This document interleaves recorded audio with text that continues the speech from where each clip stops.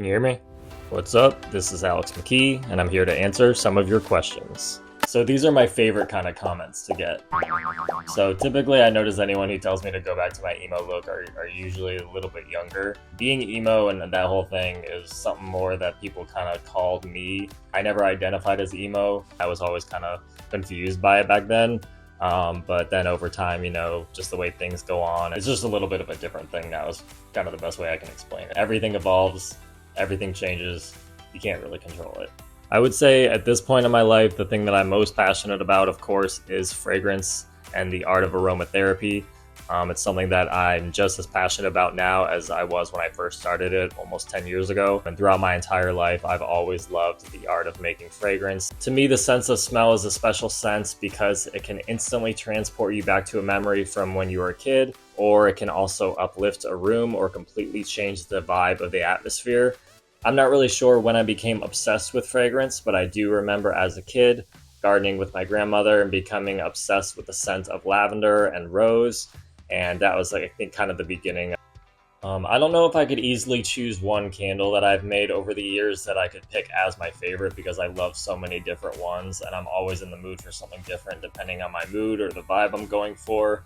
I would say right now the one that I am lighting the most is my candle that I've made called Blackberry Pomelo. It is this juicy, slightly sweet scent that you get from the blackberries and the pomelo fruit, but then it's got this little bit of a basil note in there that just really rounds everything out and makes it so perfect. Just so refreshing, and I can't get enough of it. So I'd say the Blackberry Pomelo candle right now is my favorite. My all-time favorite scent, I would have to say, would be a tie between lavender and fresh spun cotton candy. Just that warm, sugary, fresh spun cotton candy scent is something that is just intoxicating to me. I also just love that fresh bloom lavender, fields of lavender type authentic smell. And so, yeah, those are probably my favorite scents. There are definitely moments where I read certain comments and my knee-jerk reaction is kind of like, whoa, what? Then directly after that initial feeling, I kind of think about where my value lies with that person's opinion, and then I just kind of move on. And everyone's perception of me is their own truth, so it's not something for me to ever try to change. Yes, neon pink is a scent. I associate colors with scents. I'm sure there's a lot of other people who do that with me. To me, neon pink is like a pungent, warm cotton candy scent that's like almost like a burnt sugar kind of smell.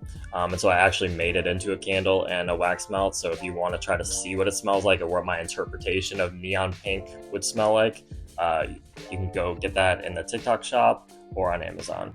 Definitely in the pantry. Growing up, my family would keep it in the fridge, and to me, I just don't know how they could do that because hot sauce needs to be kept in the pantry. I would say first ICQ, then MSN, then AIM. If I had to pick one band to perform in my living room, it would probably be either Gin Blossoms or Sublime. I do like long hair, but something about it for me is just a little bit overstimulating, and I don't know. Something about having a short buzz cut is definitely more me for sure. Sometimes when I think back on myself in high school, I almost wish I would have had like way longer hair. I think it would have been kind of cool and different. Maybe like belly button length. I think that would have been kind of cool.